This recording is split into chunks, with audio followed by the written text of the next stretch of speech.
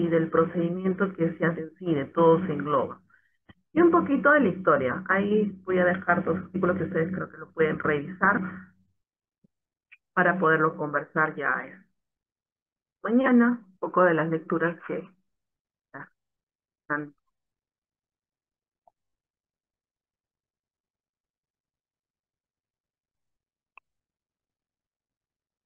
Vamos a tratar para despertarnos todos. Tenemos a 46 estudiantes. A ver, cogeremos al azar. Y cogeremos a ver a Almendras Caso. ¿Está Almendras? Sí, doctora. Sí, Almendras, ¿qué es lo que podrías entender o qué de información tienes referente a qué es medicina legal? Bueno, que es la rama de la medicina que va a hacer su aplicación tanto con conocimientos médicos y también teniendo lo que son las cuestiones legales y judiciales. Claro, ya no está hablando especialmente de algo de un procedimiento legal. Por eso va de la mano un poquito con el derecho, pero vamos a ver de qué forma también nos va con el derecho.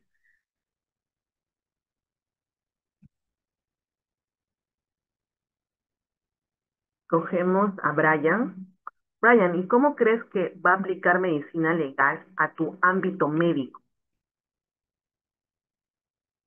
Brian, ¿estás? Brian Rodrigo Jesús Mendoza. Sí, sí, doctora, buenas tardes. Buenas tardes. Bueno, en la aplicación de lo que viene a ser la medicina legal, por ejemplo, cuando se tenga que apuntar casos clínicos que determinen una causa, por ejemplo, causa, manera y hora de muerte, ¿no? Exacta, o alguna, pues, autopsia que esté verificado legalmente. Ya, bien. Vamos a coger a otro compañero para ver qué otra opinión nos puede dar. Cogemos a Carla Chía.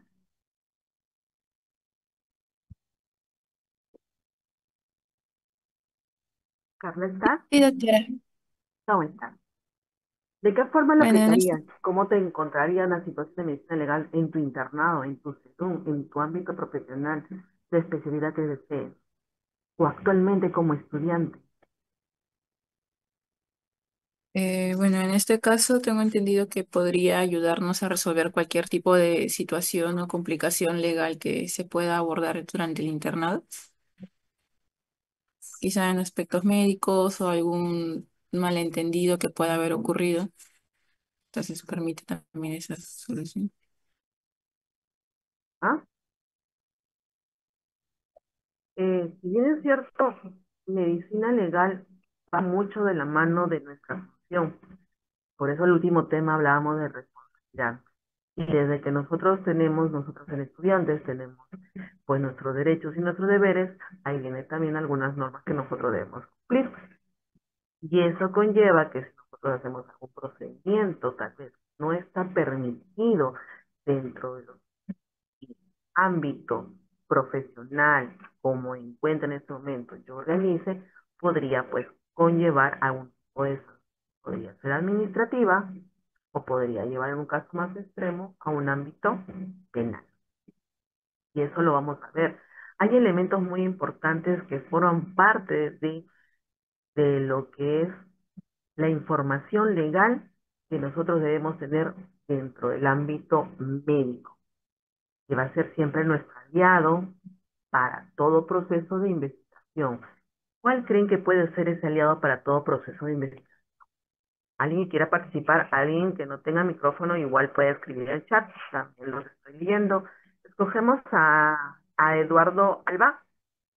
¿Cuál sería tu aliado para que cualquier procedimiento o algún tipo de sanción tú puedas demostrar que sí tuviste un buen actuar? Encontrar en el día al día es la historia clínica. Incluso elementos que pueden parecer significantes, como por ejemplo reportar a un paciente no colaborador o algún incidente verbal que tuvo con el paciente, también se podría considerar historia clínica. ¿Ya? Nosotros tenemos pues estructuras de archivo importante en todo centro hospitalario puesto de salud, ¿cierto? Nuestra historia clínica. No será lo único, porque la historia clínica tiene diferentes documentos dentro. Y tenemos documentos dentro de enfermería, documentos dentro de emergencia mismo, documentos dentro de un consultorio médico y hasta documentos dentro de un consultorio particular. Entonces, nuestro tipo de registro de nuestro acto médico nos va a permitir a nosotros poder decir si hemos realizado adecuadamente y hemos informado adecuadamente, hemos hecho todo el procedimiento.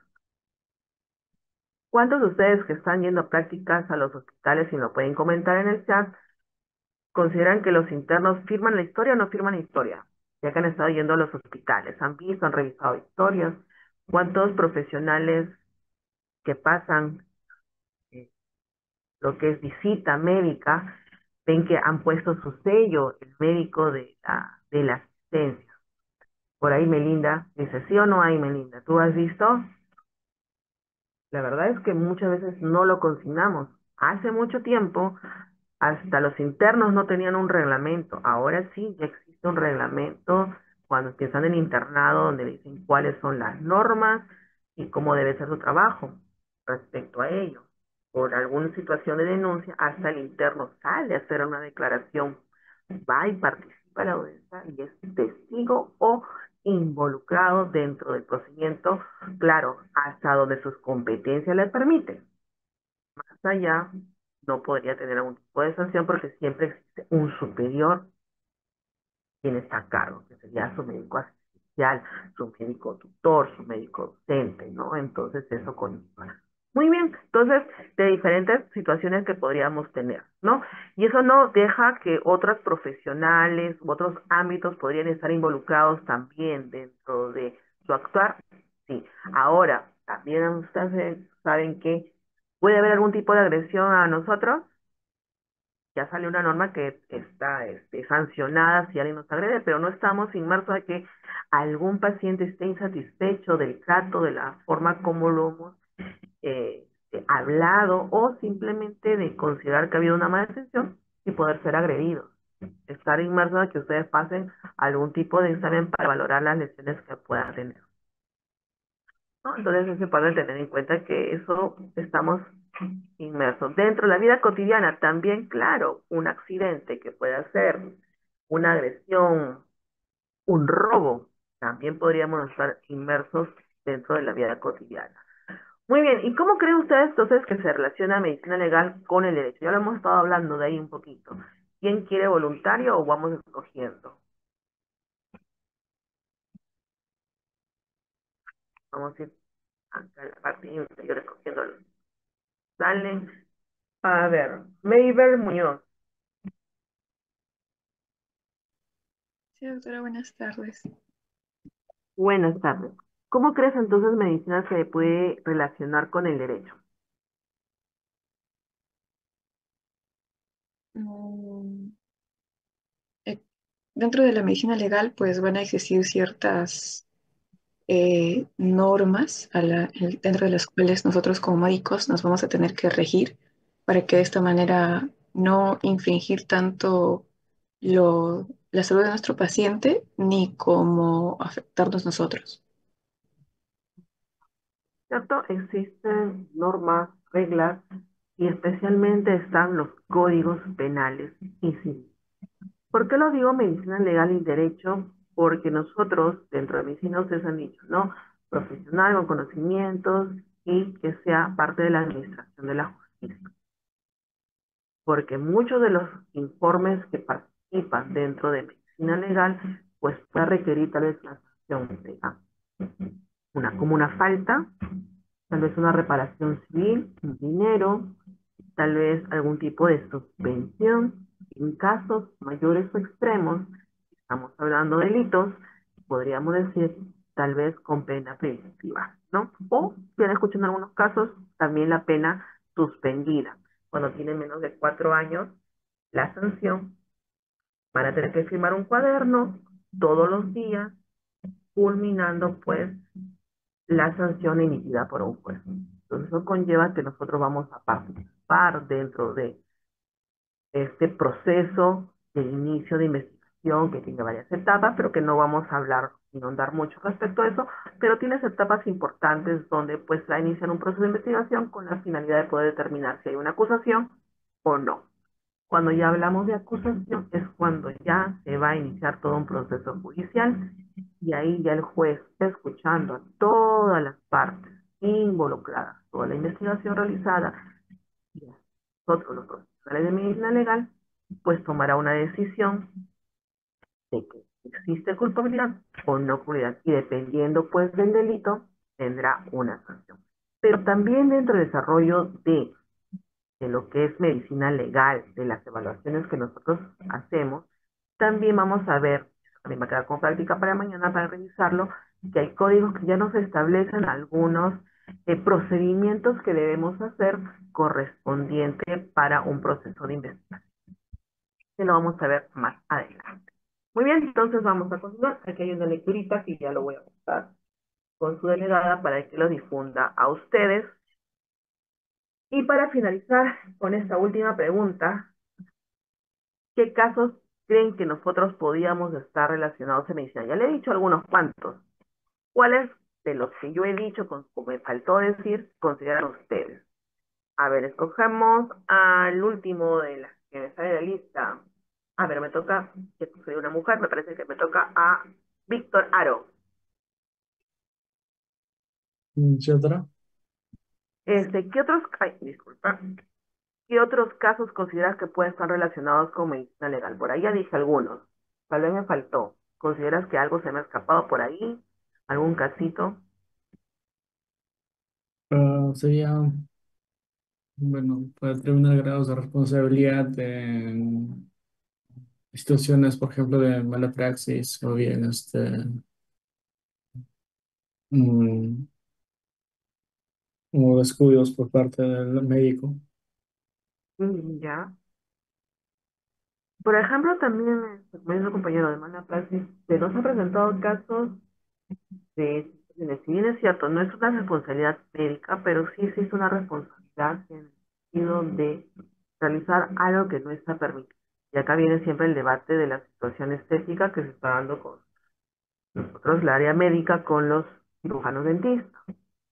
Cuando alguna otra rama o no profesional de la salud realiza alguna función del acto médico. Y eso lo digo, por ejemplo, cuando hay algún tipo de peluquería, tal vez, y que dentro de ello hacen algún tratamiento estético. El Botox, tal vez es el más común que se pueden hacer, o el plasma rico en plaquetas. Entonces, pero que cada procedimiento puede, tal vez no en este caso, en este paciente, sino tal vez en el siguiente o en el posterior, presentarse alguna complicación y conllevar a una lesión, a una agresión del cuerpo y en caso extremo a una muerte. Se ha presentado situaciones también, lo que es de farmacia, ¿no? Las boticas, las farmacias, que a veces dentro de la entrega de medicación puede ser una, no rectificar qué medicamento estoy recibiendo, no darse cuenta qué medicamento puede estar otorgando o la dosificación que se está entregando y producir también algún riesgo. Entre ellos también se están presentando situaciones que no es frecuente, pero que también lo podemos ver. Es, por ejemplo, las famosas intoxicaciones que se podrían presentar dentro de un riesgo alimenticio, pero que lleva a una institución, ¿no? Entonces, puede ser considerado también para el Ministerio Público, que es la investigación, de iniciar algún proceso penal, y ahí entraríamos nosotros también para ver, pues que sí, ¿no? Pero ¿seremos suficientes? No, porque eso siempre va acompañado, pues, del centro hospitalario, en este caso, la institución prestadora de salud, de la atención, de brindar todo, y si también toman algunos exámenes auxiliares necesarios, pues tener esa información relevante para poder determinar qué tan complejo fue el daño presentado, ¿no? Entonces vamos a ver que siempre hay mucha relación respecto pues al ámbito. Muy bien, aquí nada más es para que ustedes vean pues la rama de medicina legal y en algunos libros también vamos a encontrar con medicina forense. Ya el término medicina legal y medicina forense ya casi es como si fuéramos hermanitos, porque está separado más por formación, de estructura, de escuela, entonces van de la mano. Nosotros estamos dentro de este ámbito, pero como ustedes pueden ver en el grupo de abajo, en la parte de diapositiva, vamos a ver que medicina legal no trabaja sola, no puede ir sola de la mano. Tiene que ir acompañada de otras ciencias que le ayuden a poder definir bien e investigar bien. Por ejemplo, tenemos nosotros balística, odontología forense, tenemos criminología, entomología, tenemos antropología, toxicología, psiquiatría, psicología y hasta genética. Entonces, dependiendo del caso, quiénes son los primeros en actuar, luego qué tipo de exámenes podremos nosotros utilizar o sacar, y eso va con un complemento para armar todo un caso. Entonces, solo no vamos, necesitamos siempre de ayuda. Por eso actualmente nosotros nos conocen como morgue, nos conocen como medicina legal, pero somos el Instituto de Medicina Legal de Forense. Pero es más fácil conocer ustedes, vamos a la morgue porque es siempre donde llegan los cadáveres. Y bueno, aquí algo más somos simplificado, ¿no? Medicina legal es importante porque va a determinar si una persona está o no involucrada en un hecho punible que se haya cometido. No solo medicina legal, por si acaso, porque esto va unido al proceso de investigación. Yo no puedo exactamente decir, fue Fernandito, fue Mariana. Solo podré decir que tengo un elemento que me va a determinar bien que sí fue. Y en este caso, si nosotros nos vamos a un estudio, lo único podría ser la sangre. Encuentro sangre de Mariana y dentro de una escena, me va a determinar que sí estuvo dentro de una arma, sus huellas, su sangre, ella fue. Ahora, si se dan con la tecnología otros elementos que nos pueden ayudar dentro de una investigación, claro, y esos serán pues los videos, grabaciones, pero que eso ya no es parte netamente del ámbito médico legal, pero sí engloba todo un proceso de investigación. Nos han dado a veces videos para revisar, nos sirve de un apoyo, de una ayuda, pero siempre vamos a ver los objetivos que encontramos dentro de la persona, del cuerpo y dentro de la escena al momento que nosotros estamos participando. Muy bien, aquí solo para que ustedes vean pues cómo ha ido evolucionando de alguna forma medicina legal. Ya ustedes, todas nuestras estudios que estamos haciendo ginecología, ya tienen pues un padre de formación. Y medicina legal igualmente, va de la mano.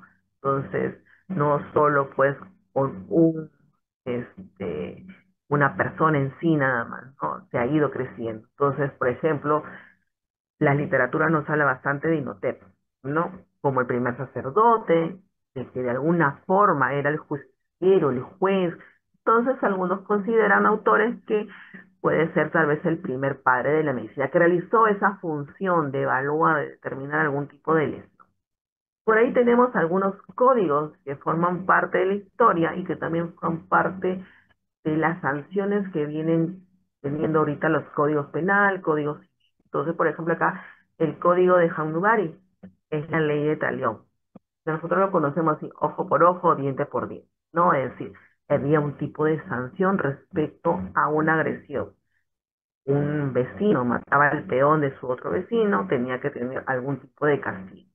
El castigo podría ser dinero, el castigo podría ser hasta la misma muerte del otro peón, no del dueño, mataban a otro peón del que se ha muerto, del que lo había matado, o en el caso también si era a nivel médico de alguien que es sanador o curador y fallecía, pues tenía una sanción también económica o tenía una sanción de una amputación. Le amputaban un dedo, dos dedos, entonces eso es algo que se tenía. Ya nosotros tenemos a nuestro padre de alguna forma, que es Hipócrates, nuestro juramento. Entonces ahí también viene un poquito la formación de responsabilidad médica, pues, ¿no? Nosotros principalmente no queremos dañar ni perjudicar porque lo único es curar, sanar a la persona que viene por un tipo de dolencia. Pues es nuestro fin. Como yo trato, quiero que me trate, ¿no? Entonces, pero por ahí tenemos también algunas situaciones que se han ido presentando que nos permitió ir enfocándose en el ámbito de investigación.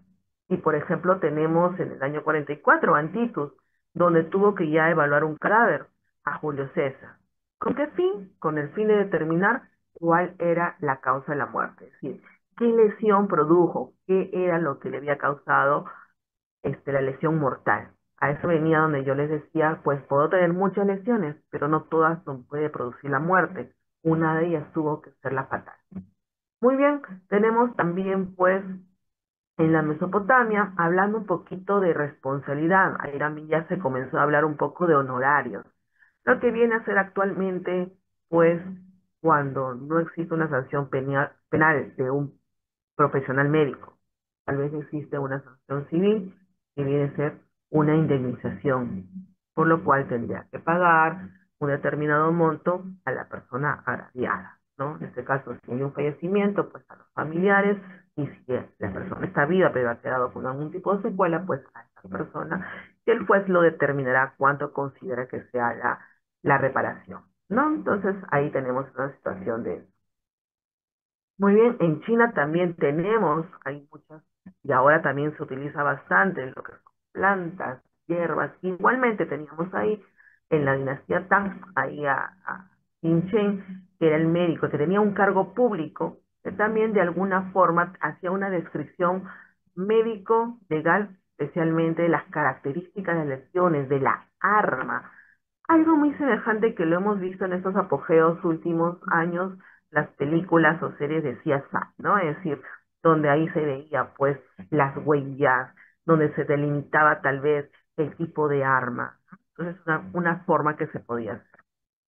Y bueno, ya nosotros tenemos para 1443, y ahí va empezando ya, que comienzan los padres, especialmente enfocándose pues en el ámbito médico. Y no dejamos de lado que medicina legal va de la mano pues de anatomía, va de la mano de patología, y hasta de la mano de toxicología y psiquiatría, pues para definir las conclusiones forenses, ¿no? Entonces ahí tenemos en Italia, que es el padre de la anatomía patológica, consideraban que él fue el primero a hacer la primera necropsia, entonces como que ya lo define el procedimiento así.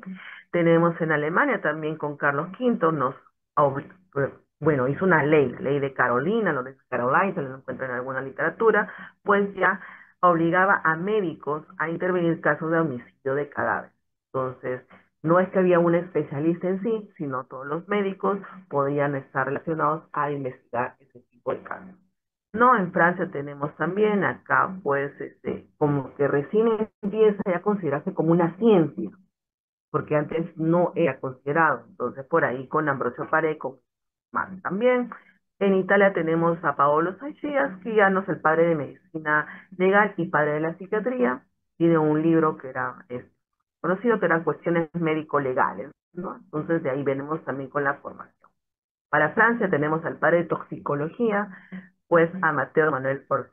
No, y para Inglaterra, pues también tenemos, pues, un poco hablando ya de 1744, la docencia, iniciándose un poco, enfocándose dentro de este ámbito médico-legal.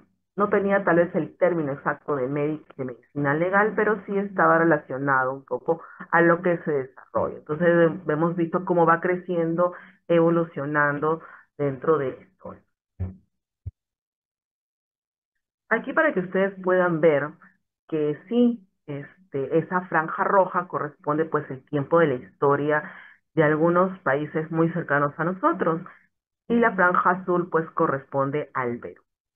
No quita que nosotros también tenemos, así como en OTEP, tenemos pues a nuestros sacerdotes incas que también cumplían un poco la función médico-legal, ¿no? Para determinar la virginidad, para determinar algunos tipos de sanciones, pero ahí vamos a ver que dentro ya conociendo como carrera, formación, docencia, ámbito médico-legal o que ya comenzó a entrar este, a funcionar las investigaciones de este aspecto como reconocimientos médicos, pues es en 1835. Es decir, nos gana, por ejemplo, Estados Unidos, Buenos Aires, Argentina, de Colombia y Brasil.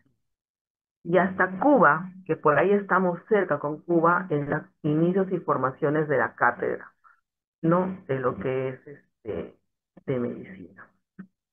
pero vamos a ver pues que nuestros inicios empiezan con el siguiente diapositiva, con lo que es la escuela antigua que tenemos con la Universidad San Marcos, con apoyo de Cayetano Heredia para poder iniciar las primeras cátedras de la forma de... Pero acá vamos a ver en este gráfico, en Estados Unidos, por ejemplo, ustedes pueden ver, 1813, inicia la Universidad ahí de Harvard con esta formación de la Escuela de Medicina. Tenemos nosotros en Buenos Aires, 1821, también hablaban, el término era medicina legal y enfermedades de niños, era enfocado a esta cátedra, ¿no? En Colombia, 1825, empiezan pues con las primeras conferencias forenses en la ciudad de Bogotá. Por eso allá tienen bastante incidencia y tienen ya pues años de conocimiento respecto a este ámbito forense que nos llevan de ventaja. Brasil igual, en 1830, ahí hacen su primer código criminal, ya enfocando un poquito más a ese tipo de participación, quienes participan, quienes intervienen en la cátedra de medicina legal. Por ejemplo, en Cuba fue en 1842 y para lo que es Ecuador en 1857, ¿no? Ahí también haciendo la autopsia de lo que es la poetisa Dolores Pintimilla, es decir, ahí viene el término, ¿no? Autopsia y necropsia. Entonces, ¿cuál es la que más manejamos? ¿Cuál es la que más se utiliza? Antes hablaban autopsia a los humanos, necropsia para los animales, hablaba de eso. Y ahora, dentro del término, dentro del código, se habla como necropsia de ley. Y Costa Rica, por ejemplo, tenemos, Chile, disculpe que me salté, en 1883 también comenzó la carrera de medicina legal y en 1894 ya entran como un asesor de la justicia.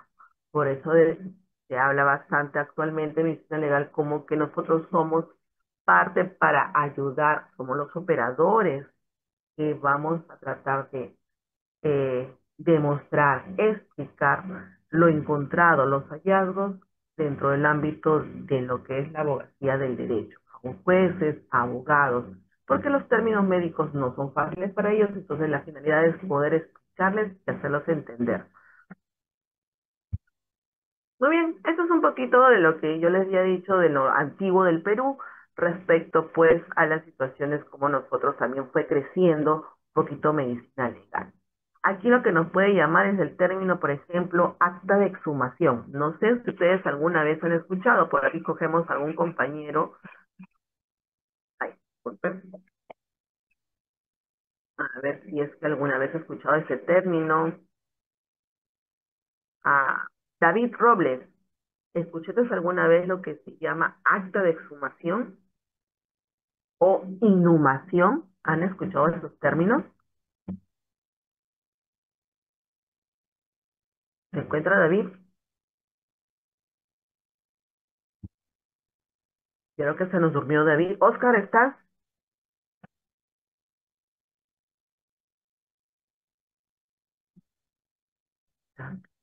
No.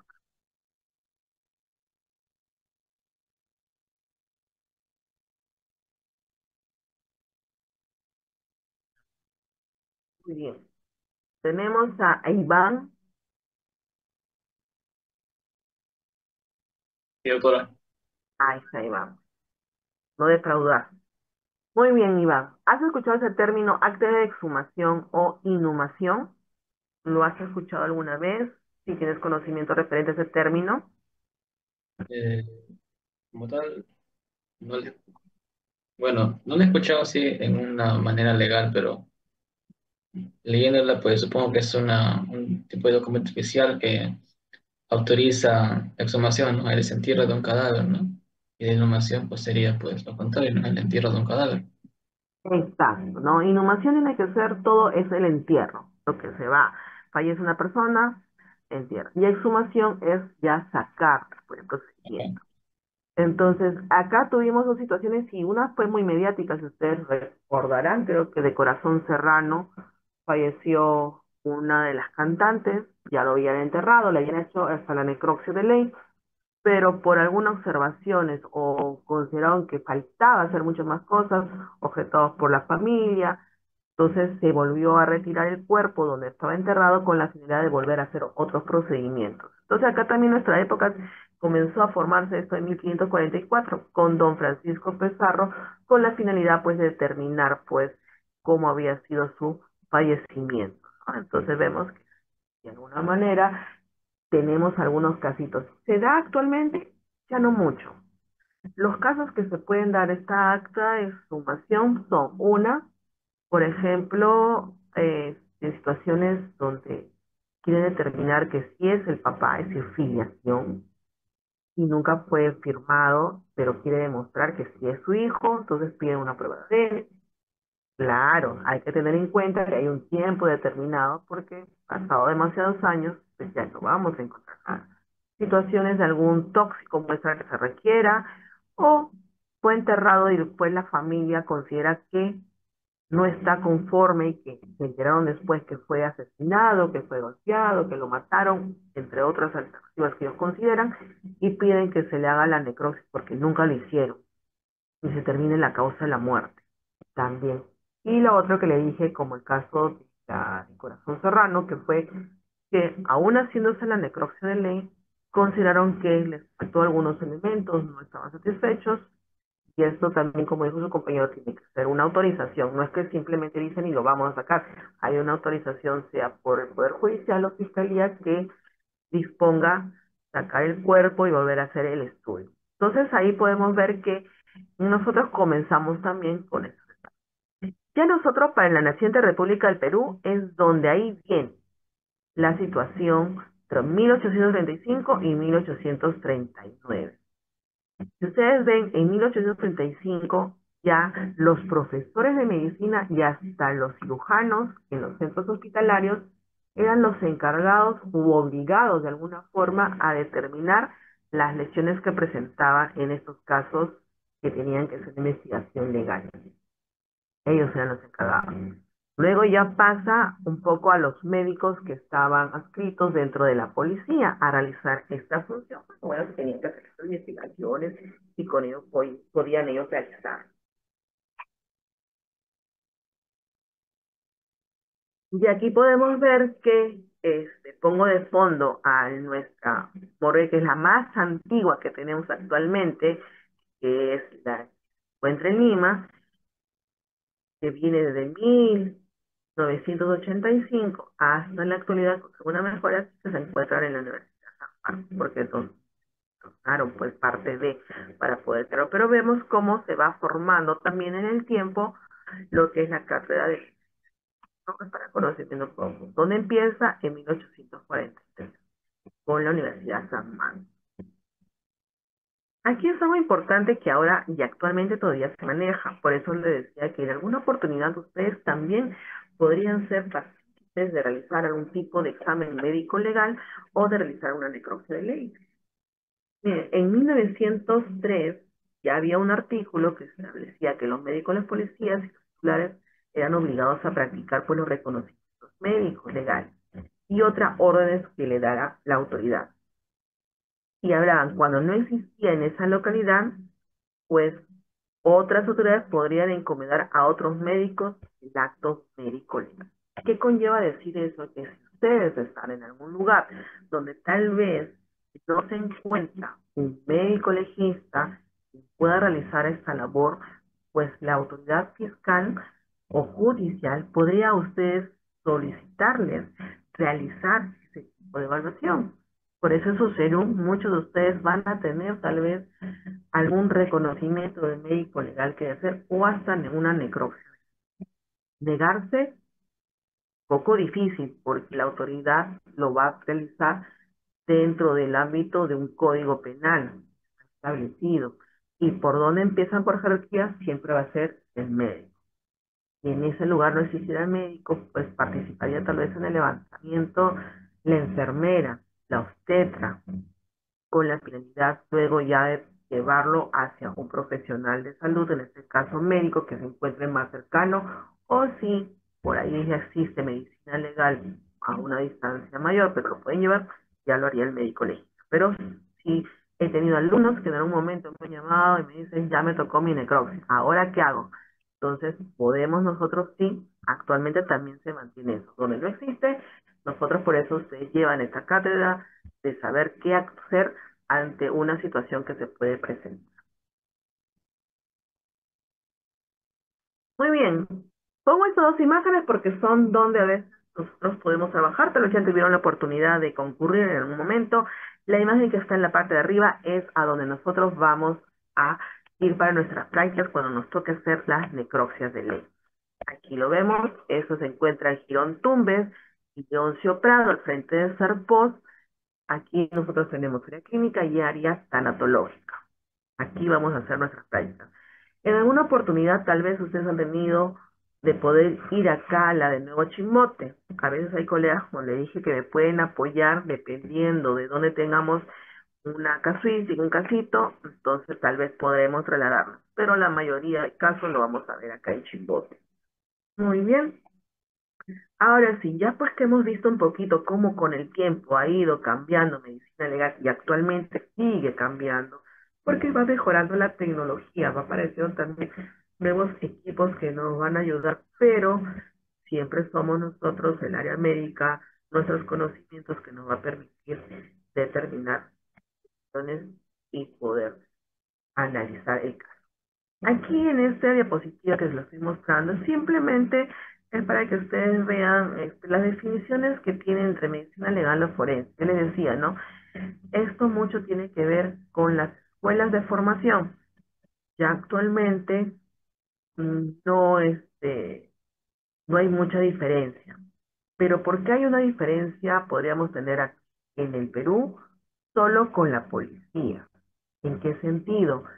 Nosotros, dentro del ámbito de formación, ustedes se acuerdan que les estaba diciendo que los policías, médicos de la policía comenzaban a realizar la evaluación de reconocimiento. Ya cuando nosotros pasamos a este Instituto de Medicina Legal, es donde ya se nos pone el término de médico legista. O sea, esta creación, la creación de Morris y la creación del Instituto de Medicina Legal. Pero la policía que está escrita, ellos sí se les considera porque ellos tienen su resolución, su documentación y su título de ellos son médicos forenses. Ellos casi siempre ven todo lo que es un ámbito criminal, de investigación criminal, muerte. Y no lo tenemos a nivel nacional, no lo tenemos a nivel casi de macro región. Por ejemplo, Chiclayo, en algunos casos me parece que lo tienen Arequipa. A diferencia de nosotros del ámbito médico legal, que vemos casi todo lo que tiene que estar dentro de una investigación criminal, una falta, hasta un delito. Entonces abarcamos todo eso, desde lesiones simples como una agresión hasta lesiones por trabajo que se podrían presentar en algunos casos. Y cuando hablo de lesiones por trabajo, no hablamos de iniciación, porque eso no lo vemos nosotros, pero sí describimos las lesiones encontradas, las secuelas que podían presentar. Entonces ahí ustedes pueden ver, y creo que en un momento lo han comentado, tiene que tener pues rama de la medicina, que tiene que tener conocimientos teóricos y prácticos dentro de los conocimientos médicos netamente, y tener saber también dentro de los aspectos jurídicos y administrativos. Entonces todo siempre está relacionado respecto a cómo nosotros vamos a poder plasmar esa información y ayudar al operador de la justicia, con la finalidad pues que esta persona pueda tener alguna reparación. Ahora, dentro de este ámbito médico legal siempre vamos a tener dos situaciones, una víctima y un supuesto agresor. Entonces, eso conlleva de que uno de los dos no está satisfecho del proceso, porque o la víctima sí, pues es una verdadera víctima, o como la realidad no demuestra, a veces hay denuncias falsas. Entonces, tal vez la víctima sí demuestra y el agresor pues tiene algún tipo de sanción insatisfecho, inconforme. O es al revés, pues esta víctima no se le encuentra que tenga ningún tipo de lesión que pueda demostrar un tipo de agresión y pues el agresor tendrá que salir libre, insatisfecho. Bien, la víctima. Parte de este proceso que nosotros cotidianamente lo venimos desarrollando, evaluando. Muy bien, ahí podemos ver pues que las ramas también que van con nosotros, ya les había mostrado en el gráfico anterior, pueden estar asociadas a, pues, a traumatología. todos los traumas que podríamos encontrar, y algunos libros lo hablan como lesionología. Entonces, cuando quieren ustedes buscar información, tienen ámbito de eso, ¿no? Medicina del trabajo, como le dije, accidente de trabajo que podrían ir. Y tenemos identificación, es decir, nosotros también, junto, como le dije, el odontólogo, el antropólogo, nos va a permitir tal vez determinar y darle un nombre a una persona. Pero va a ser suficiente. Solo eso, no, pues se va a requerir de elementos que nos pueden ayudar. Pues, ¿cuáles son? Nosotros tenemos cuando procesamos una parte de nacimiento. Nosotros tenemos ya cuando somos más adultos o niños ahora nuestros DNIs, tienen un registro de una huella. Ahora con los reconocimientos faciales también, características dentales, procedimientos que no hayamos hecho, cicatrices que estén marcadas dentro de lo que pueda, porque no se miren. Los tatuajes, las vestimentas, no nos sirven exactamente como una identificación fidedigna en el sentido de que pueden tener dos personas casi el mismo tatuaje, la misma forma, algo así, pero sí nos sirve y nos orienta a que podría ser esa persona. Solo en un procedimiento quirúrgico, hasta los implantes que tienen códigos, también podrían en ese caso identificar si es que existe un registro. Si no tiene registro, nunca fue identificado más dentro del sistema, nos es mucho más complejo. Es lo que se sufre ahora, por ejemplo, con los extranjeros.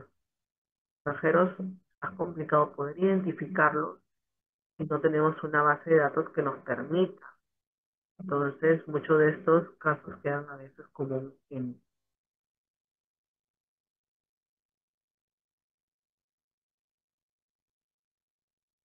Muy bien, en este dibujo ustedes pueden ver los ámbitos que ya les he dicho que podemos participar, de lo que no estamos inmersos. He puesto los de arriba casi son las más frecuentes. Hemos tenido casos, no sé si ustedes lo han escuchado, ha habido fallecimientos, las fiestas donde lamentablemente hubo abuso sexual y fallecimiento de un joven el que salió simplemente a divertirse. Entonces, estas situaciones, que como le dije al inicio, es el pan de cada día y nosotros lo podemos encontrar, valorar y evaluar. Una de las grandes dificultades que sufrimos con los centros de salud o puestos de salud, y especialmente con los hospitales, es cuando llega una víctima de un delito sexual. Muchas veces dicen debe ser correctamente enviado a medicina legal. No se olviden, si esta persona se encuentra inestable hemodinámicamente, se encuentra con sangrado o está en algo que está alterando su estado funcional, lo prioritario es su estado de salud. Medicina legal podrá concurrir a evaluar, determinar las muestras que sean necesarias para el ámbito de investigación, pero su estado de salud es lo que prioriza, porque medicina legal no hace tratamiento, no hace una atención, solo se enfoca en el ámbito nada más de lesiones legales. Entonces siempre hay que tener en cuenta, nos ha pasado, ya lo iremos contando más algunos pequeños anécdotas respecto a algunas situaciones que se presentaron especialmente por delitos. Muy bien, ahí pueden ver una situación que también nos permite identificar sexo. Por ejemplo, la RENIE nos permite, nos pide rectificar su DNI. Tal vez le pusieron femenino y es masculino, fue un error de digitación, pero no es así nomás decir, yo soy varón y ya, vamos, que me cambie. Todo es un procedimiento legal, por lo cual se tiene que hacer una evaluación, determinar que en verdad es varón para poder recién hacer la rectificación. Lo mismo puede ser al revés, es decir, le pusieron varón y es mujer. Le pusieron 18 años, pero ella tiene 23 o tiene 16, hubo error, no sé, qué pasó, el papá no puso bien, la cosa es que cuando ya quieren rectificar, es todo un proceso realizado. En el ámbito civil, nosotros lo que vemos más, por ejemplo, son situaciones de ADN, de muestras para determinar la paternidad. Es lo que nosotros tenemos en delitos sexuales, como para lo que es este abandono, pues hay alteración de la omisión de la asistencia familiar y pues demanda y están pidiendo ADN en nuestra participación, ¿no? Y el estado mental. Nuestro estado mental lamentablemente cada día es más caótico y a veces no podemos manejar algunas situaciones que se presentan en nuestra vida cotidiana, como en nuestra vida estudiantil o en nuestra vida familiar. y podríamos llegar a tener una situación que nos afecte no solo físicamente también, sino mentalmente y llegar a alguna situación. Entonces también eso es parte de las evaluaciones médico-legales que nosotros. Aquí les demuestro parte del trabajo que se puede hacer en campo interno y externo. Ahí pueden ver, donde nos corresponde el laboratorio, pues buscar cualquier sustancia que nos indique que podamos nosotros investigar.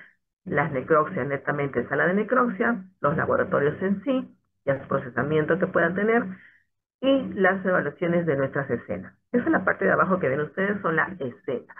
Siempre cercada por una cinta que nos permita impedir que las personas externas ingresen y alteren alguna evidencia, indicio que tengamos dentro de eso. Que corresponden los procedimientos de acuerdo a cada uno que podamos sacar y que podamos evaluar. Muy bien. Entonces, ahora vienen los términos que ya están y cuáles son lo que nosotros vamos a evaluar y cuáles son los informes que nosotros vamos a emitir en forma general.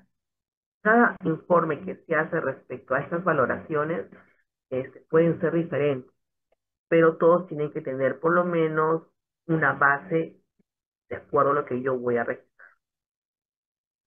Muchos de nosotros, como les dije, somos considerados los médicos legistas, pero el término correcto que ahora se maneja actualmente es de perito. Entonces tenemos perito dactiloscópico, perito médico legal, perito balístico. ¿Y qué es el perito? Personas que pues que tienen conocimiento de la ciencia, arte u oficio para ser utilizado por el juez. Es decir, solo será un profesional, ¿no? Puede ser alguien que no tenga un título profesional, ser perito, sí, también lo puede ser. ¿Por qué?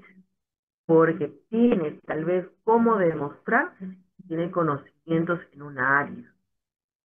Pongamos un mecánico. Pocos son los que tienen algún título, pero hay institutos, certifican, tiene certificado. Su tiempo de experiencia también le da, sus cursos o capacitaciones que podría hacer, también le permite. Entonces, demostrar que sí es capacitado en el área que le van a pedir que determine, investigue y se pronuncie. Entonces, nosotros en el ámbito médico, esos peritos médicos, también nosotros hablamos como perito forense o perito médico, ¿no? Entonces, experto también que conoce práctica y teoría netamente del ámbito médico.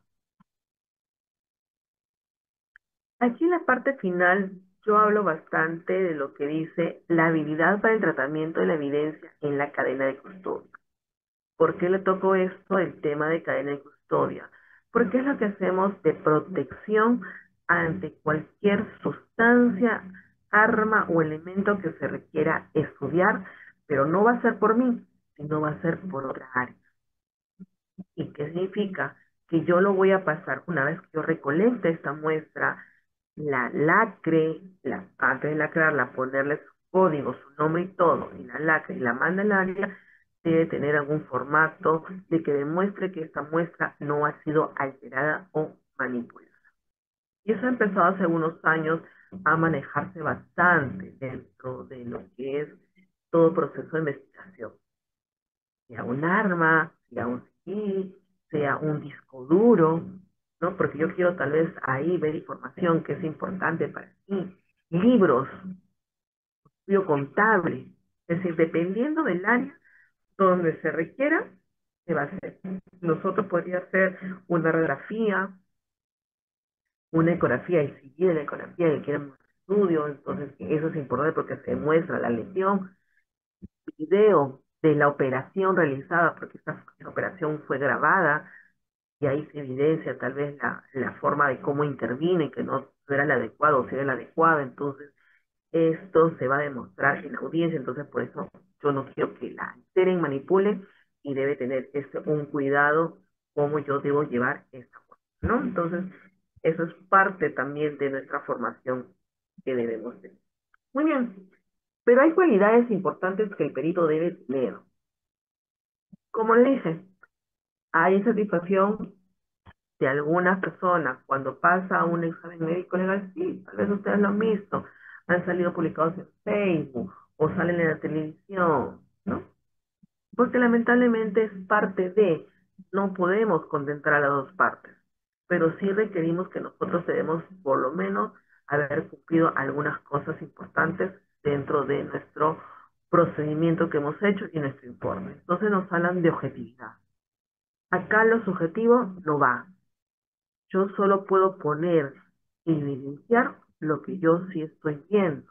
Por ahí alguien me podrá decir, sí, pero profesora, pero ¿qué pasa si yo, para mí, es una visión diferente que lo que puede decir mi otro compañero? Claro que sí, puede haber un margen de error, cierto.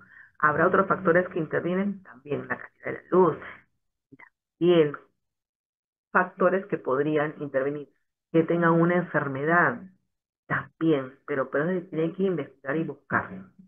Pero, por ejemplo, el dolor. En la área clínica asistencial nosotros preguntamos, ¿no?, al paciente, ¿y cuánto le duele? Y ellos nos dicen, de acuerdo a la escala valorativa, nos dicen, me duele un 5, me duele 7, me duele un 8. Y de alguna forma nosotros evolucionamos el dolor. Entonces, si ya la paciente nos dice que ya no siente nada, cero, es un paciente que evolucionó muy bien. Pero si el paciente nos dice, tengo 10, entonces algo está pasando que no evoluciona. Pero ¿será para nosotros eso suficiente dentro del ámbito médico legal? No, porque el umbral del dolor va a ser muy diferente en cada persona. Yo sí quiero pellizcarlos a ustedes de la misma forma, en la misma zona, de la misma intensidad. Para algunos tal vez es una cosquilla y para otros siente que lo estoy matando. Entonces vemos que este umbral de dolor puede variar. Entonces nosotros en el ámbito médico, legal, no lo consideramos. Si le preguntamos, claro, cuánto siente, pero no eso nos va a determinar a qué se lleva.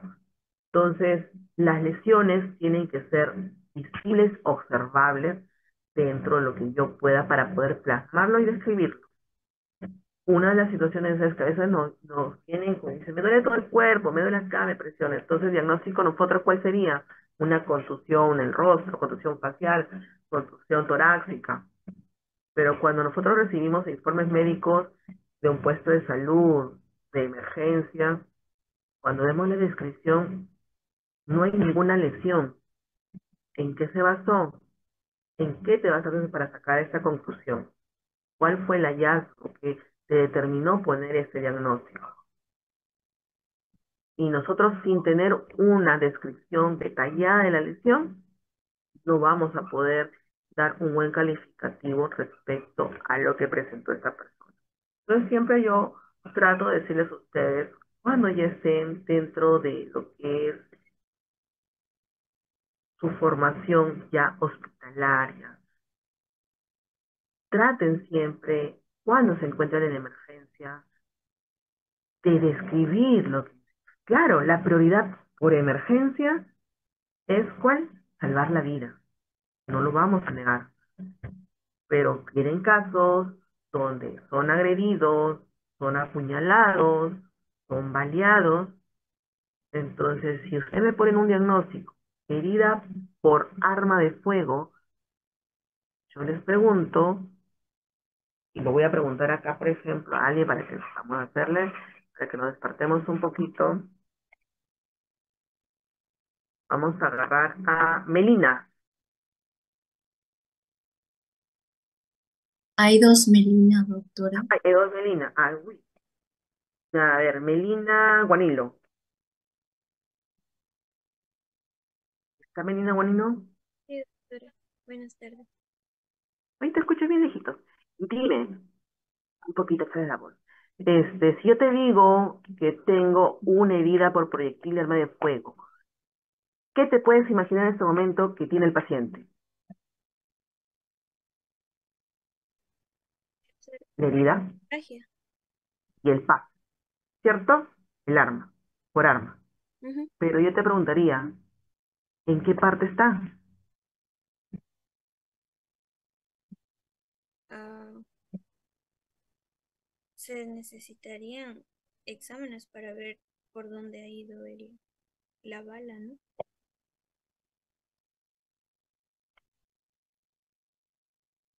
Pero esa información, ¿de dónde la voy a sacar? De la descripción que hacen de la evaluación, Sí. ¿cierto?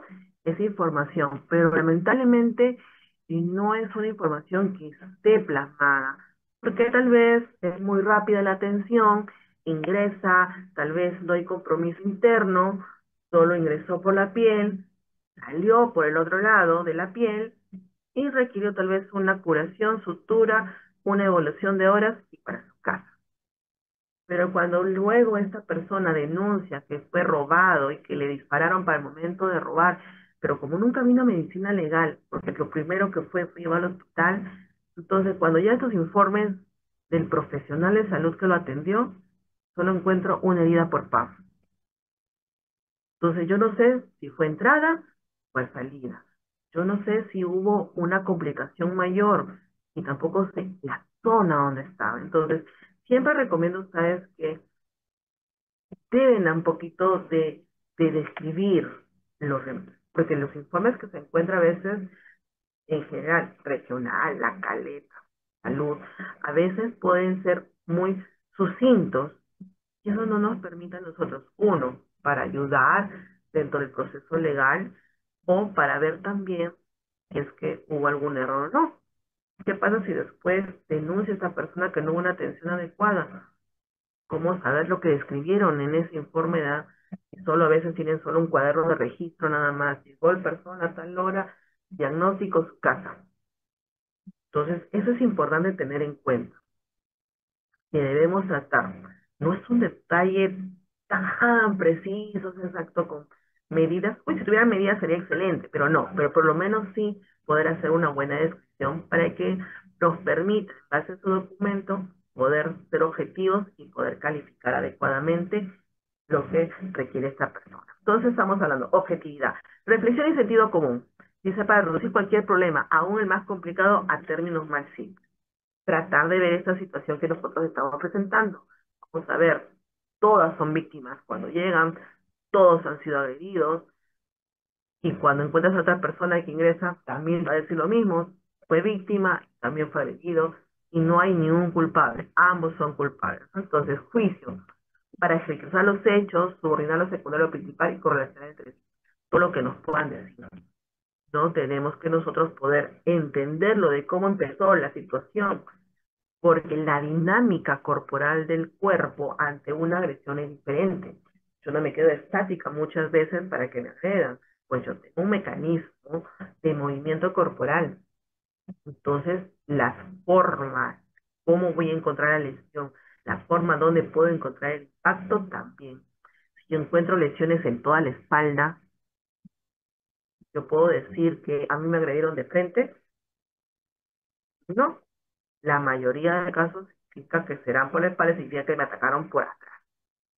Yo podría encontrar una lesión adelante, sí, por ejemplo, ¿dónde? En el cuello, pongamos, y pero entonces fue por delante que me agredieron. No, dependiendo de la lesión que nosotros evaluemos, tal vez le pusieron algo y lo sujetaron por atrás, pero este elemento que utilizaron le ejerció presión y le produjo lesiones adelante, en el cuello, una toalla, una soga, o sea, entonces, pero entonces, dependiendo de las lesiones, cómo estén, las formas, todo, nos va a orientar bastante a nosotros a poder analizar respecto a cómo pueden haber pasado. ¿Será igualito preciso? No, porque no se olviden que también tenemos una referencia en lo que nos va a decir el paciente y lo que podamos ver. Y vamos a ver que no todas las lesiones son muy claras y precisas a determinar el objeto que se tiene que estudiar. Muy bien, prudencia en la elaboración de los dictámenes y sobre todo en la formulación de las conclusiones, porque eso depende mucho de lo que nosotros vamos a decir respecto a esta agresión que recibimos. El perito debe saber dudar, no aceptar cobrar más aquello que es admitido y aprobado. Yo le dije, nos van a decir que fue, por ejemplo, no dice, yo he sido mordido, me mordió. ¿Dónde? En la mano. Ver, evaluar las características, ¿en verdad es una mordedura o no? Entonces tenemos que ser imparcialidad. Aunque no lo crean, pues tenemos que ser imparciales. Lamentablemente, ambos padres son víctimas, ambos son agresores. A veces nosotros escuchamos y podemos pensar, tiene razón, qué pena me dio. Pero luego cuando entra la otra persona y te dice, no, esa persona parece que no es real lo que está diciendo, pero eso es mi juicio que yo no lo puedo plasmar en un documento, porque eso es lo que creo, pero ¿qué es? ¿Cómo lo veo objetivamente? ¿Cómo ha pasado las lesiones? ¿Qué me están diciendo para poder entenderlo? Porque su referencia nos va a orientar, más no es necesariamente lo real. Porque he dicho, lamentablemente también tenemos situaciones donde las personas pueden decir cosas que no es poner una denuncia falsa. Muy bien, Graciela, que deberá siempre prevalecer eternamente que lo que nosotros estamos poniendo corresponde y es veraz, porque eso me lo preguntan en audiencia. Si usted va a responder con veracidad lo que usted ha plasmado, por el caso contrario, usted tendrá un tipo de sanción. Porque todo lo que yo he hecho tengo que demostrar.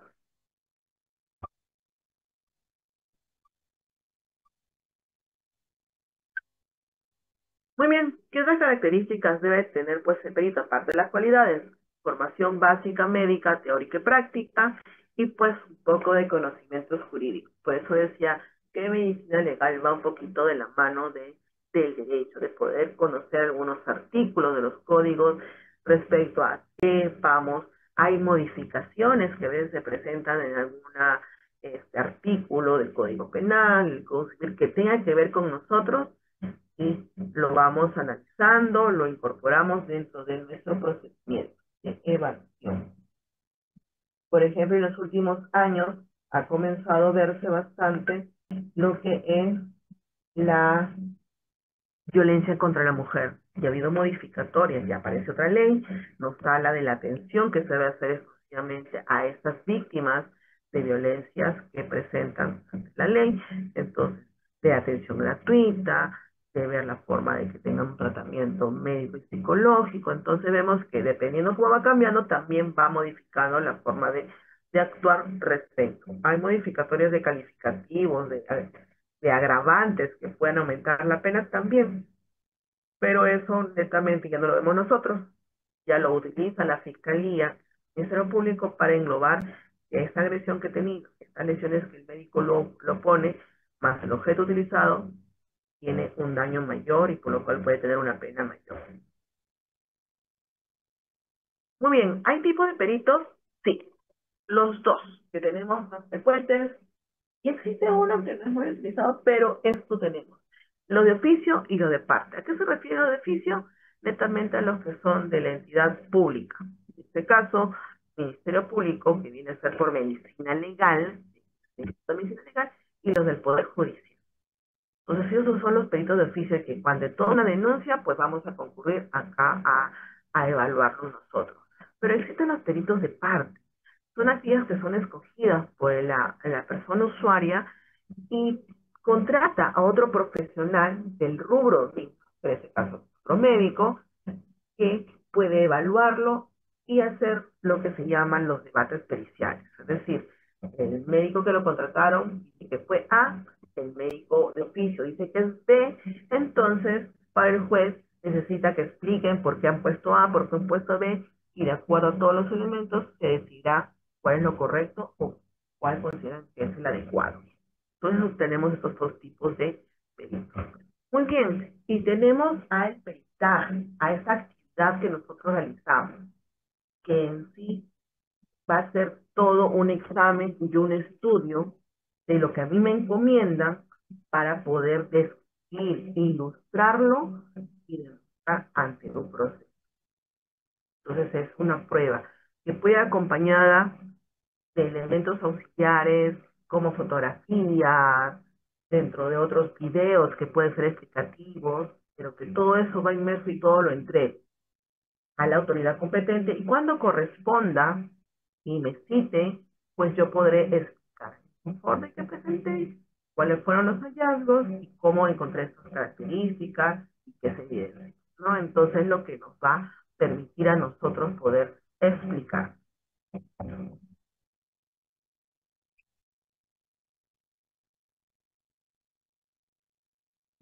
Y acá tenemos las clases de peritación, porque va a depender mucho hacia la rama donde se está yendo. Si es el ámbito penal, si es el ámbito civil, si es el ámbito laboral. Entonces ahí tenemos, pues, dependiendo de lo que nos soliciten, nosotros nos vamos a enfocar. Como ámbito médico legal, nosotros vamos siempre de la mano del ámbito penal. Por eso lo puse en las imágenes de arriba, como un delito sexual, una agresión, entonces porque son más penalizados. Pero eso no quita que podríamos entrar en otros dos ámbitos, dependiendo del caso que se trate.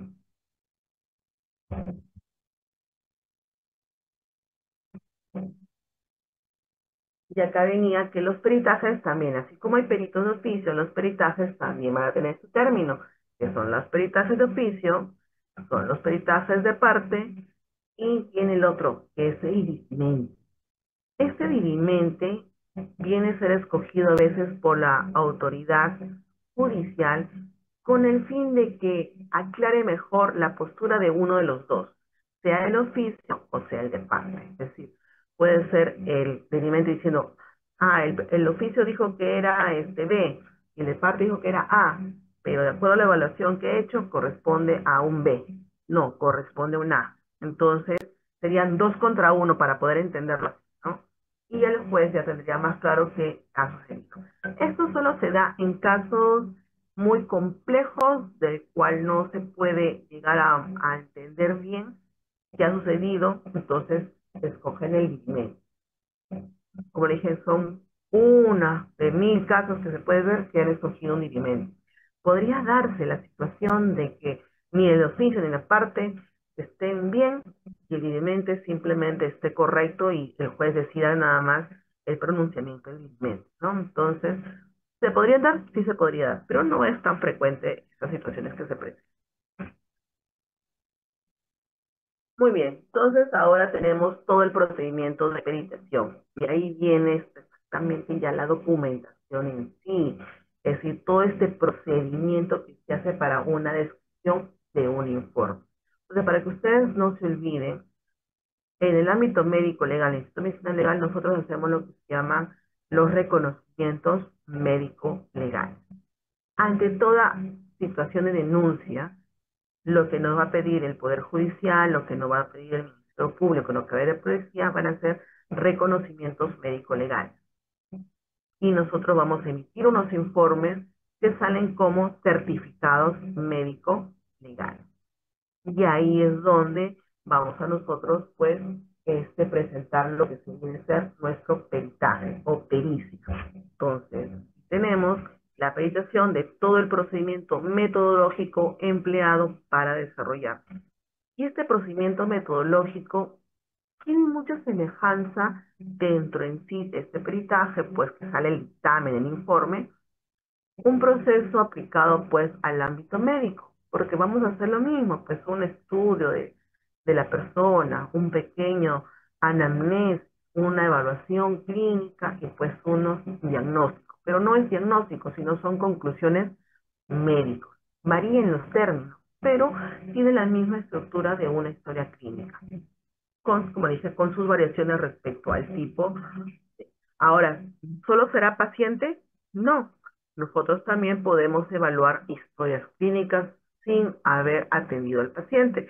Por eso decía que era muy importante los informes, la historia clínica, el llenado de esta información, lo que nos va a permitir tener una conclusión clara de lo que ha pasado con este paciente. Y muy bien, esta pericia, informe, que nosotros ya emitimos y sacamos con firme sello, es la que va a ser utilizada por la autoridad competente. Entonces, tenemos muchas definiciones referentes a pericias. Por ejemplo, la Real Academia Española dice sabiduría, práctica, experiencia y habilidad.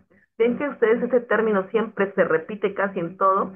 Tómate en la mano, es decir, todo lo que nosotros tenemos dentro de nuestros años de servicio, de nuestros conocimientos, entonces habilidades para explicar dentro del contenido. Pero no se olviden, la pericia es un medio de prueba. ¿Para qué? Para un proceso judicial.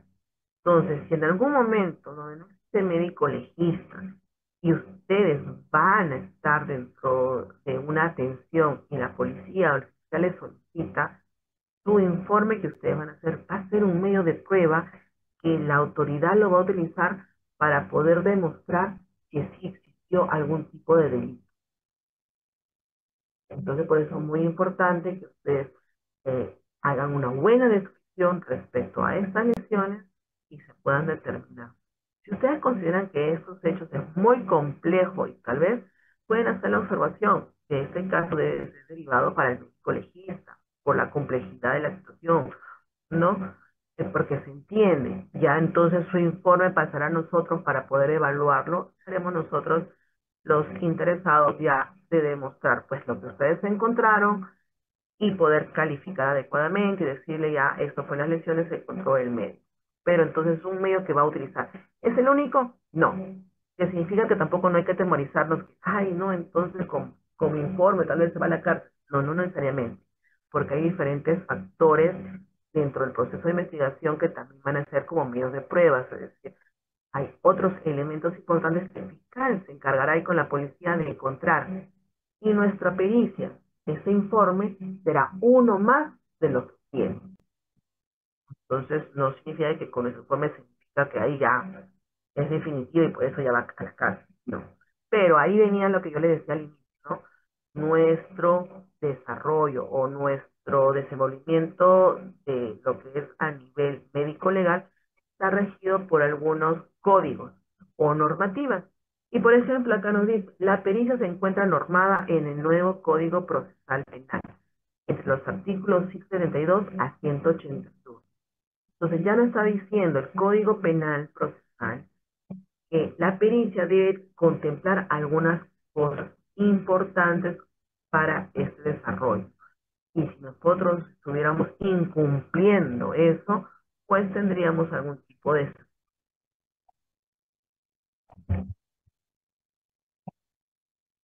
Muy bien, aquí estoy mostrando que existen muchos documentos médicos, existen muchos documentos médico-legales de las que se puede utilizar para hacer una pericia. Dentro de ellos, la historia clínica, hasta nos han mandado las recetas también, el resumen o el informe médico, hasta consentimiento, certificado, todo lo que tenga. Nosotros del ámbito médico vamos a sacar como dictámenes, certificado médico o informe pericial. Son muchos de esos documentos que nosotros vamos a alcanzar, van a ser utilizados por la Administración de la Justicia. Por ejemplo, el dictamen o informe pericial lo maneja mucho la policía, lo maneja mucho las áreas de laboratorio. Como certificado médico lo manejamos más del ámbito de medicina legal. A veces pueden existir otro tipo de informes, claro que sí, dependiendo de lo que nos solicitan. Hay consultas, dudas, aclaraciones, también se pueden presentar y se las hacen, ¿no? Es importante tener en cuenta, ¿no? Por eso le decía yo, parte de nosotros como médicos, nuestra historia clínica es la base legal importante que nos va a servir a nosotros para demostrar nuestro acto médico que estuvo de acuerdo, ¿no?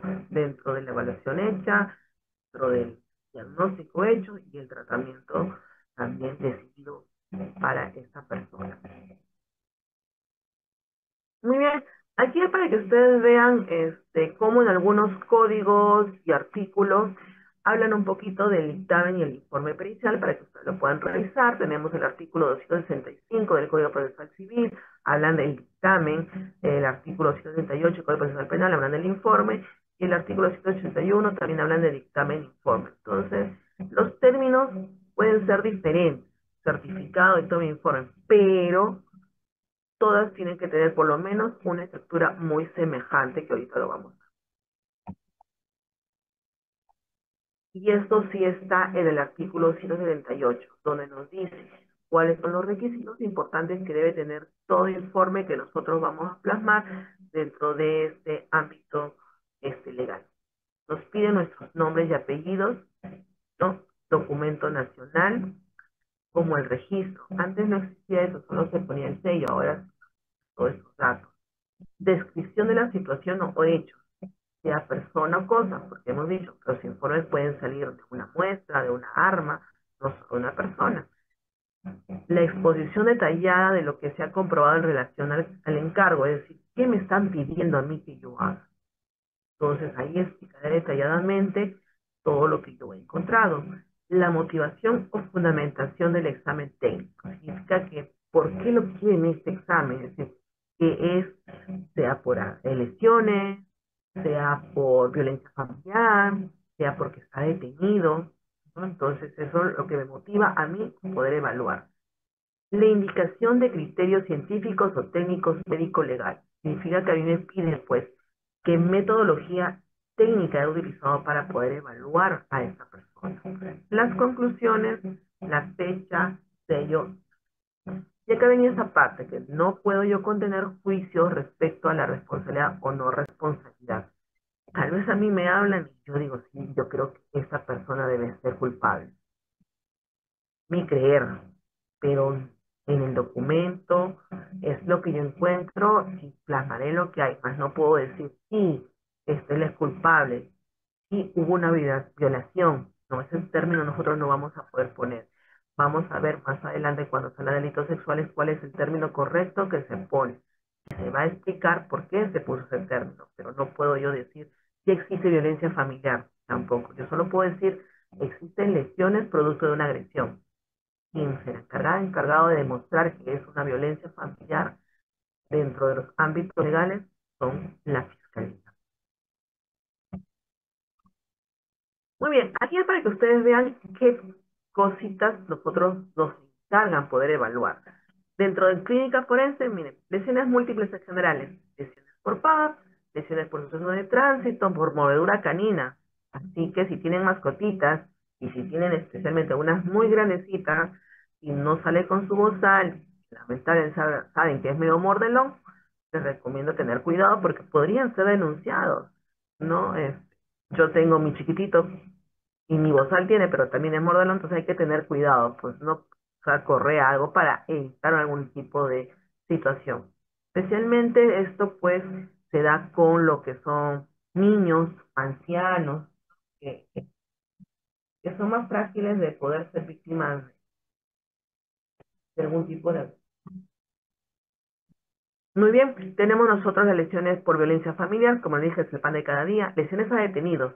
¿Por qué lesiones a detenidos? Porque en algún momento de la intervención estos pueden ser agredidos por los efectivos policiales. Entonces, eso conlleva a que puedan ser denunciados. Entonces ya la policía considera que deben ser evaluados para ver si existe o no lesión.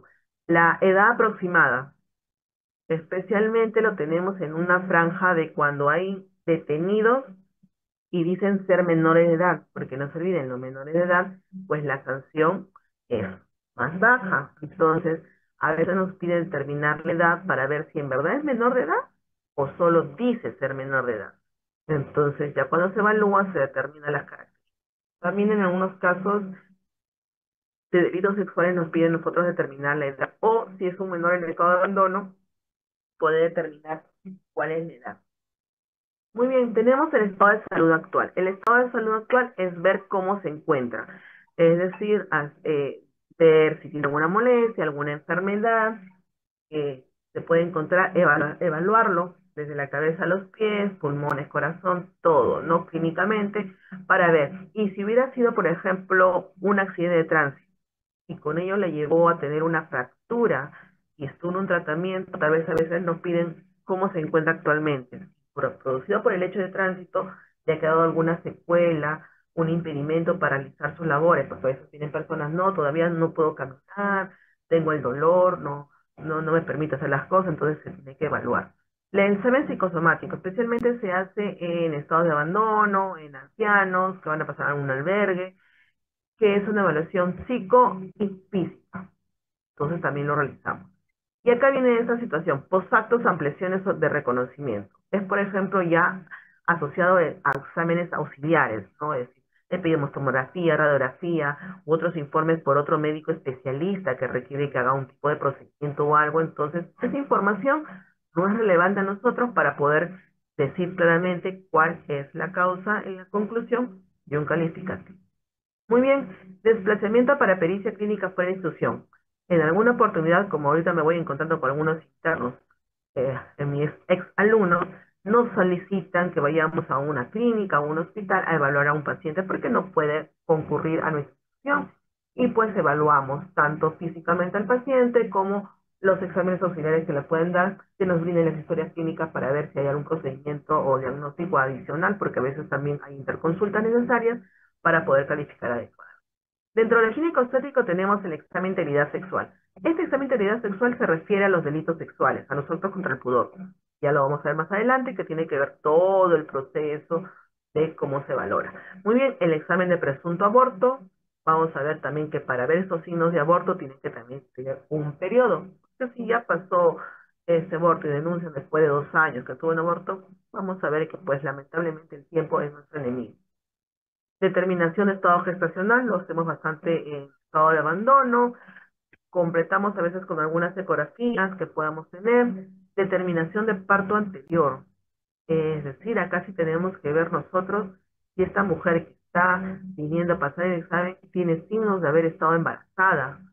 ¿Y por qué tal vez nos interesa saber? Porque a veces encontró a un bebé abandonado y se busca a la mamá dónde ha estado y sospechan, puede ser fulanito, menganito, y entonces quiere evaluar.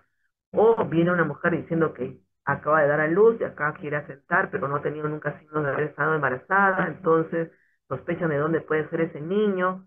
Hay que evaluarla para ver si hay algunos signos de que ha estado de gestación. Entonces son situaciones que nos pueden pedir evaluar. Ya aquí entra el ámbito mental, psiquiatra forense y psicólogo. Viene relacionado mucho a los hechos que se van a investigar: violencia familiar, delito sexual, que es lo más frecuente.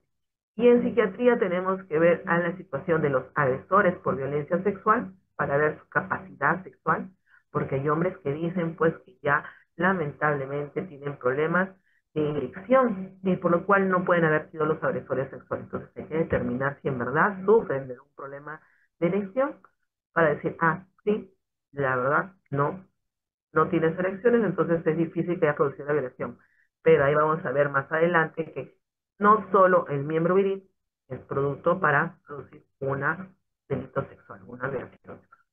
Muy bien, aquí vamos viendo, ustedes ya conocen bastante este certificado médico que es muy utilizado y que hay un registro de lo que es la atención con un diagnóstico médico, con un tratamiento y muchas veces con un descanso. Entonces, estos certificados nos pueden servir, sí, a veces nosotros lo utilizamos también, pero muchas veces pedimos los informes médicos.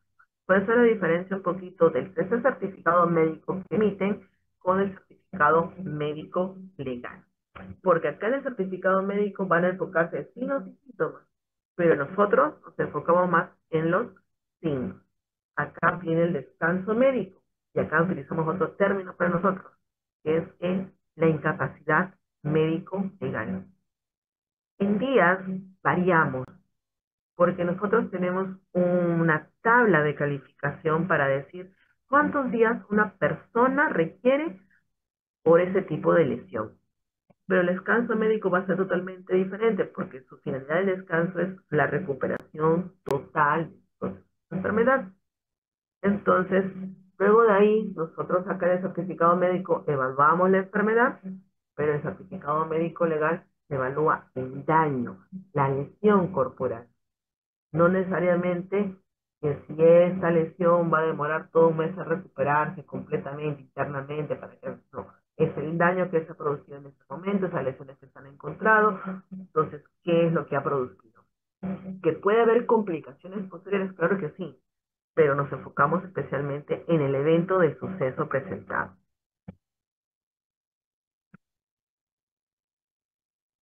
Y aquí es para que ustedes vean, este es un modelo de certificado médico legal.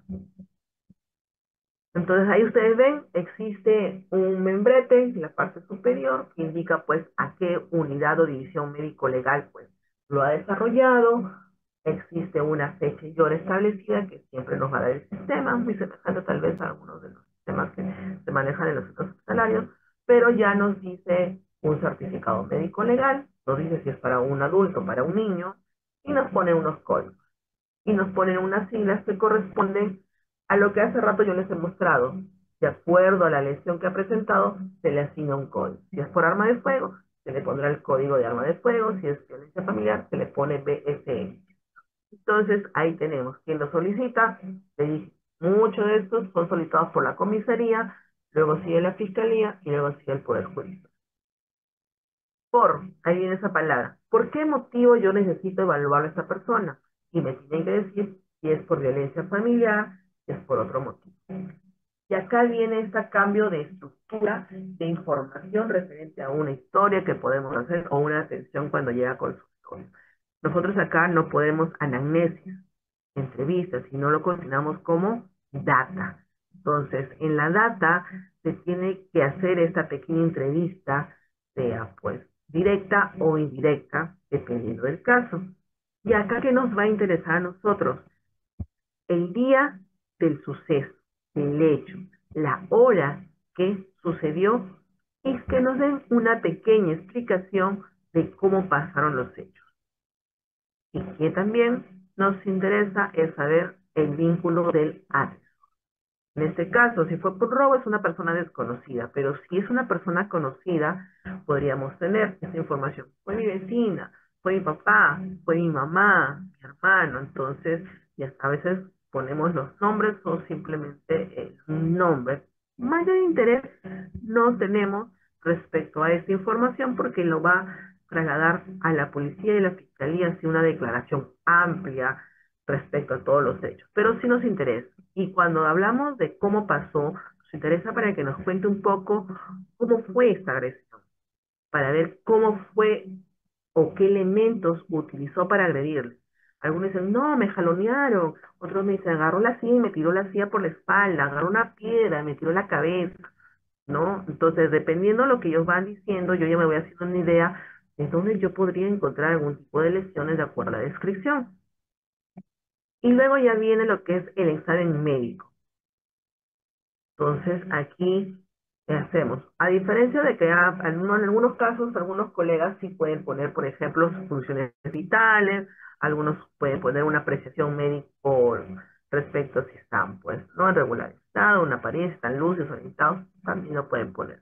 Muchos nos enfocamos en las lesiones en sí, la descripción de las lesiones. Por eso acá decíamos que va mucho con la anatomía, ¿ok? Porque tenemos que ver, pues, las regiones corporales, tenemos que ver, pues, movimientos y el tipo de lesión y la medida de la lesión.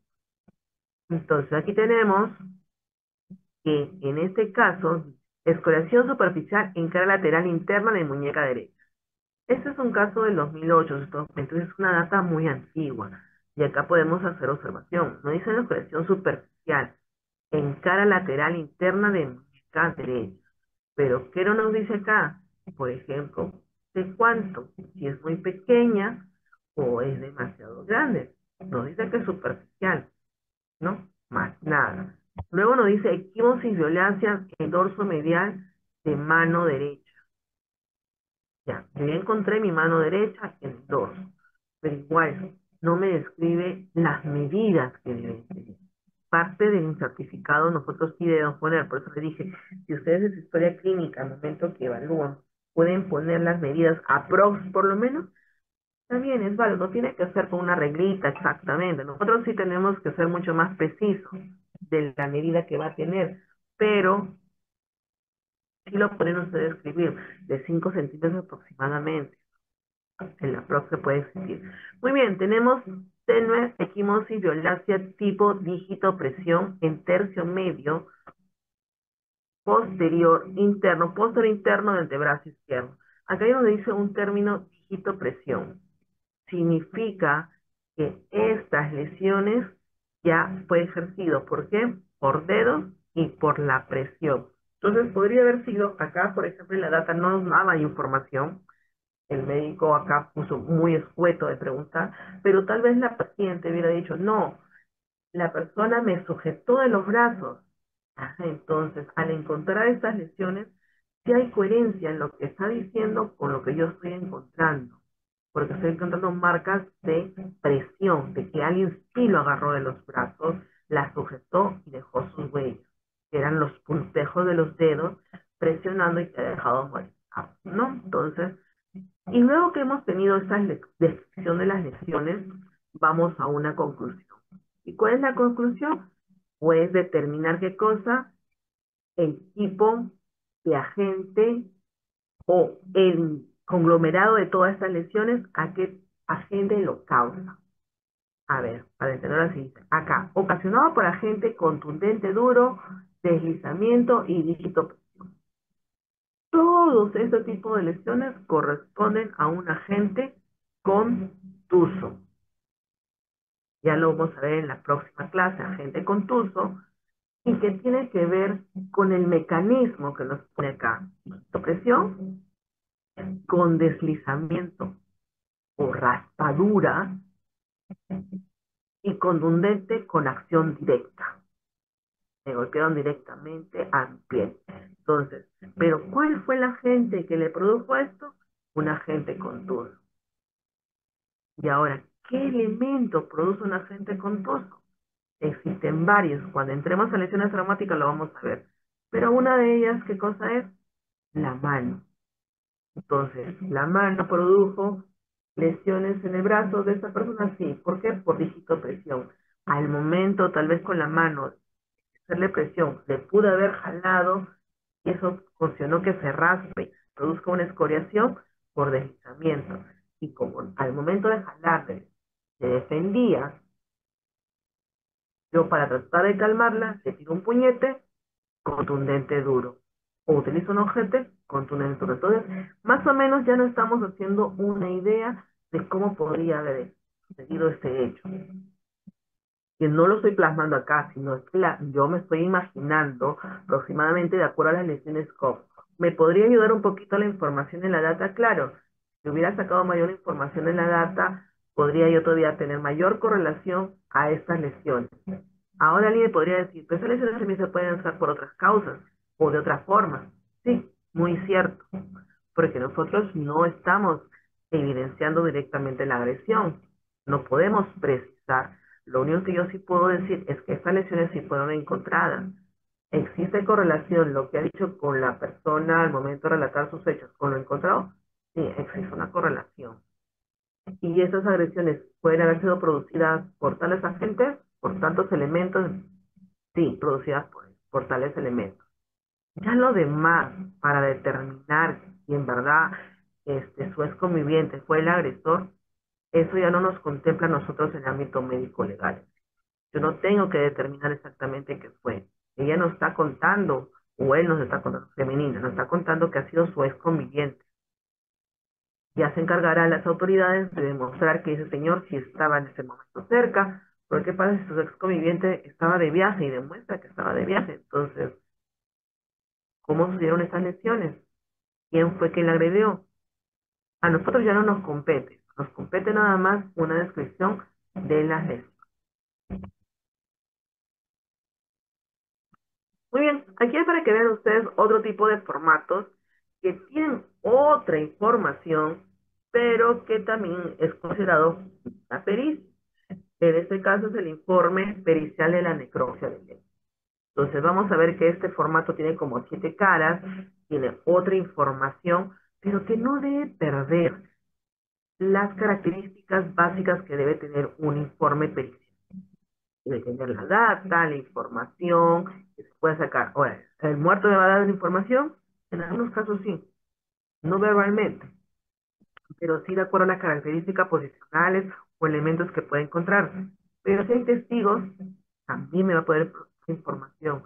Si hay otros elementos externos dentro del momento del tratamiento, puedo sacar y puedo plasmarlos, ¿no? Consignarlos. Y luego ya va a estar el examen médico netamente del cuerpo que me va a permitir a mí tener una idea. Y si yo considero exámenes auxiliares adicionales para tener mayor precisión, también. Y ya después viene, por ejemplo, este informe que ya no le entregamos a los familiares, que es el certificado de necropsia. Ahí vamos a poner, pues, qué protocolo o qué número se le asigna, cuál es la causa de la muerte y en qué día se realizó, pues, esta necropsia. Aquí tienes otro tipo de formato, pero que también pues refleja algún tipo de información y de utilidad dentro de un proceso de investigación. Este, por ejemplo, es el odontograma. Todos en alguna oportunidad, cuando hemos ido a un odontólogo o cirujano dentista, nos tienen que haber hecho algún tipo de descripción. Algunos ya lo describen en esos formatos, lo tienen así, hacen sus formatos y lo ponen en su historia clínica. Hay algunos cirujanos dentistas que a veces ni historia tienen, solo una pequeña referencia, pero sí apuntan pues las piezas dentales donde se han hecho algún tipo de curación última, algún hallazgo que pueda tener. ¿Para qué nos va a servir esto? Pues en caso de situaciones de NN, tenemos a una persona de donde su rostro, por X motivos, no se puede identificar, entonces tal vez ni las manos podemos tener, las huellas, algo pasó que no se puede identificar, entonces el odontograma nos va a servir. Y el odontólogo forense se va a encargar de hacer un odontograma al cadáver, y en este caso también podríamos tener a una persona adulta que tiene alguna enfermedad como demencia senil o Alzheimer, entonces se le podría hacer un odontograma y si hay familiares que no estén acá o que le estén buscando otro lado hasta que lleguen, ¿no?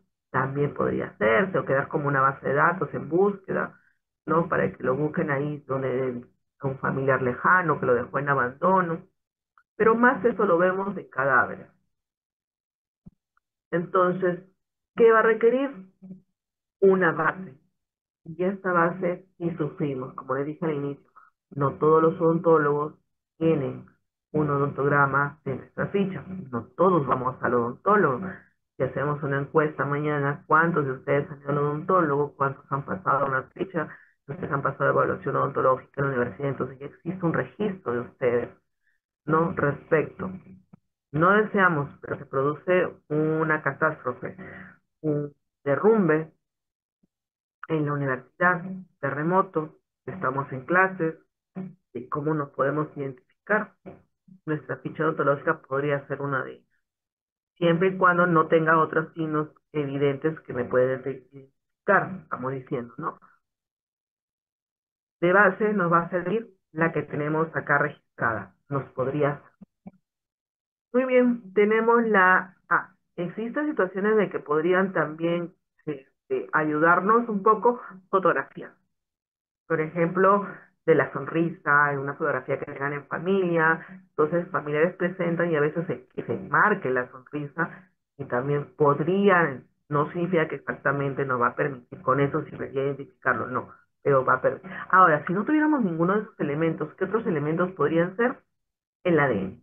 Ahí tenemos las formas de las cartillas, se toman la saliva o sangre para luego hacer un estudio de ADN. Si es que no tenemos ningún otro elemento que nos permita identificar. Entonces, cada uno de ellos también tiene un informe que va a ser diferente al certificado médico legal, va a ser diferente a lo que es el informe de la necropsia, protocolo de necropsia, pero que de alguna forma sí tiene que contemplar, pues ha sido solicitado por alguien, que tiene que estar por qué motivo, que necesita identificación, tiene que tener el sello y una descripción de lo que pueda tener de información, sea el odontólogo o el biólogo, sobre los hechos. Y quienes muchas veces solicitan esta información es el fiscal o el médico mismo como exámenes auxiliares o complementarios.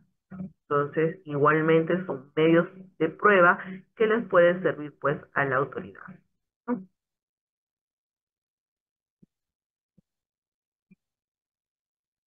Aquí ustedes pueden ver un protocolo de pericia psicológica, también totalmente diferente, tiene otro término, no dice certificado, no dice dictamen, no dice informe, pero sí también es un medio de prueba porque es una pericia realizada y practicada a una persona, autorizada también por un oficio, nos dice qué es lo que quieren que se evalúe.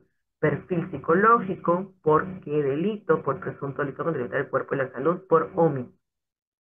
Entonces, es una información como la afiliación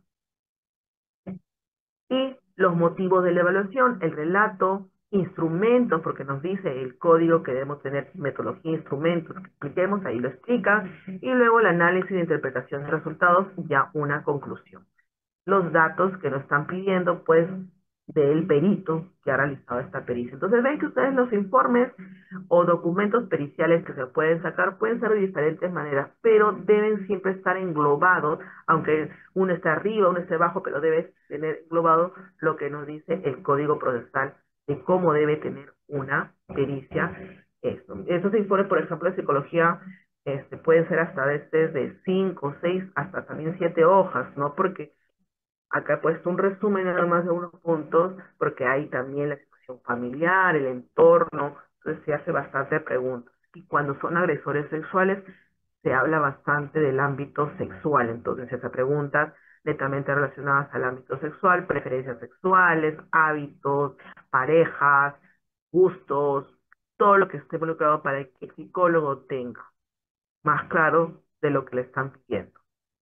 Entonces, no se hace preguntas más allá de lo que esté permitido, ¿no? A veces, lamentablemente, cuando está dentro de un ámbito sexual, nos es incómodo poder hablar, pues, ¿no? De respecto a algunos términos. Es decir, nosotros no es fácil tal decir tal vez a la mamá, al papá, al amigo, o algo sobre el ámbito sexual.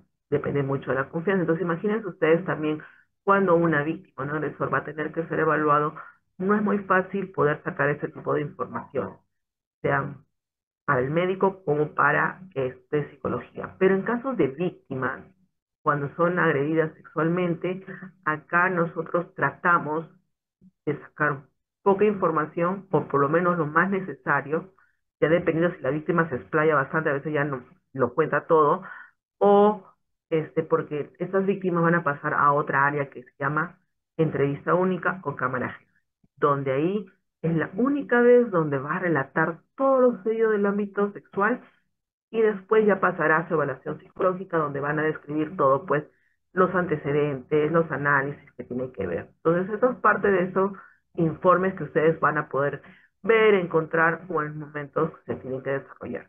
Muy bien, aquí para que ya estemos finalizando, ya no podamos retirar, tenemos un dictamen pericial, esto es por la policía, por ejemplo, y esto es en base a muestras. Entonces, existe la procedencia, pues dónde fue solicitado, el antecedente lo ponen, pero es el oficio, ¿no? ¿Cuál es el objetivo? En este caso no le han puesto la motivación, pero es el objetivo. El estudio datiloscópico, ya existe una descripción de todos los componentes que se requiere, hacen la comparación y luego va a venir la conclusión final de este estudio datiloscópico, ¿no? Firmado por el perito que se encargó de realizarlo. Entonces, ven, los formatos pueden ser diferentes, los que utilizan, pero la finalidad es una sola, es que ante algo que yo tengo, sea persona o cosa, yo tengo que procesarla, utilizar un método respectivo, sea descriptivo de análisis, y luego hacer un pronunciamiento, y este informe que lo voy a plasmar yo, pues me va a servir como un medio de prueba. Muy bien, chicos, entonces esto es referente a lo que es